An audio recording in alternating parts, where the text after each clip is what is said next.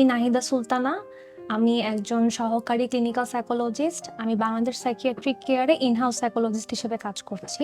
Psychotherapy বা counselling নিয়ে আসলে আমরা অনেকেই জানি, আমরা এটার প্রসেস সম্পর্কেও জানি, কিন্তু সাইকোথেরাপি বা কাউন্সিলিং নিয়ে আমাদের অনেকের মধ্যে বিশেষত আমাদের কাছে যারা আসেন সাইকোথেরাপি গ্রহণ করার জন্য, তাদের মধ্যে কিছু ভুল ধারণা বা ভ্রান্ত ধারণা কাজ করে, যেগুলোকে আমরা কমনলি বলে থাকি কমন মিথ বা কমন পারসেপশন কাজ করে। তো আমি আজকে সাইকোথেরাপি বা কাউন্সিলিং নিয়ে আপনাদেরকে 5টি ভ্রান্ত ধারণা সম্পর্কে জানানোর চেষ্টা করব। চলুন জেনে নিই সাইকোথেরাপিতে কি ধরনের ভ্রান্ত ধারণা কাজ করে রোগীদের মাঝে।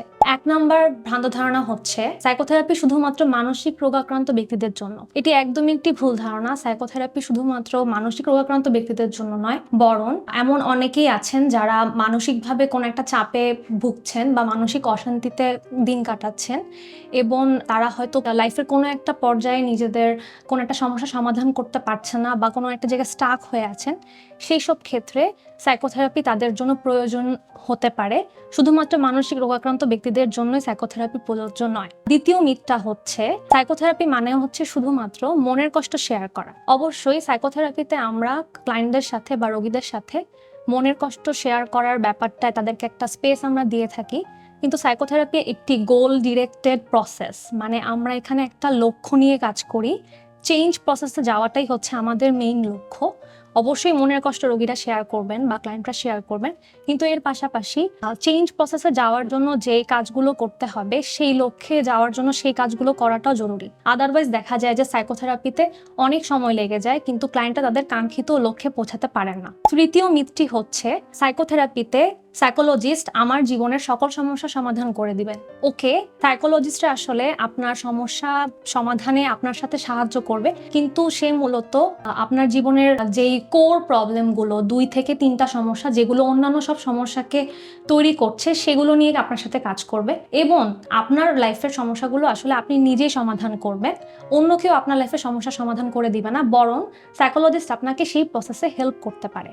4 নম্বর মিথটি হচ্ছে সাইকোথেরাপিস্ট আমাকে সাজেশন দিবেন, মানে সাইকোলজিস্ট আমাকে সাজেশন দিবেন সাইকোথেরাপি সেশনে। মূলত সাইকোলজিস্টরা সাজেশন গিভিং করে থাকে না, তারা মূলত আপনার সাথে আপনার প্রবলেমটা অ্যানালাইসিস করে, আপনার প্রবলেমটাকে এক্সপ্লোর করে আপনাকে আপনার যে সমাধানের রাস্তাগুলো সেগুলো দেখিয়ে দিতে সাহায্য করবে, কিন্তু তারা আপনার জন্য কোনো ধরনের সমাধানের পথ বেছে দিবে না। সমাধানের পথ আপনাকেই বেছে নিতে হবে, এবং সমাধানের পথগুলো আপনি নিজেই বের করবেন। থেরাপিস্ট হয়তোবা সেই প্রসেসটাই আপনাকে হেল্প করবে। 5 নাম্বার যে ভুল ধারণাটি আমাদের মাঝে কাজ করে সেটি হচ্ছে যে সাইকোথেরাপিতে 1, 2, 3 সেশনের মাঝেই আমি সম্পূর্ণভাবে সুস্থ হয়ে যাব।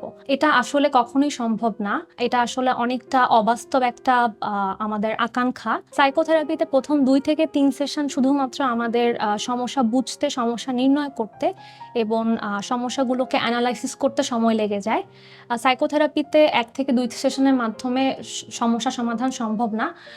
ব্যক্তি সমস্যা ভেদে সমস্যাগুলো 10 থেকে 15 সেশন বা এর বেশি সেশনও লাগতে পারে আসলে। সো এটা ডিপেন্ড করে ব্যক্তির প্রবলেমের উপর, প্রবলেমের তীব্রতার উপর বা ইন্টেন্সিটির উপর, এবং এর পাশাপাশি ব্যক্তি কতটা মোটিভেটেড এবং উনি প্রপারলি সাইকোলজিস্টের সাথে কাজ করতে পারছেন কিনা সেই বিষয়গুলোর উপর। তো এই বিষয়গুলো যদি জেনে আপনারা সাইকোথেরাপিতে আসেন, তাহলে আশা করা যায় যে আপনারা আপনাদের কাঙ্ক্ষিত চেঞ্জ প্রসেসে কাজ করতে পারবেন।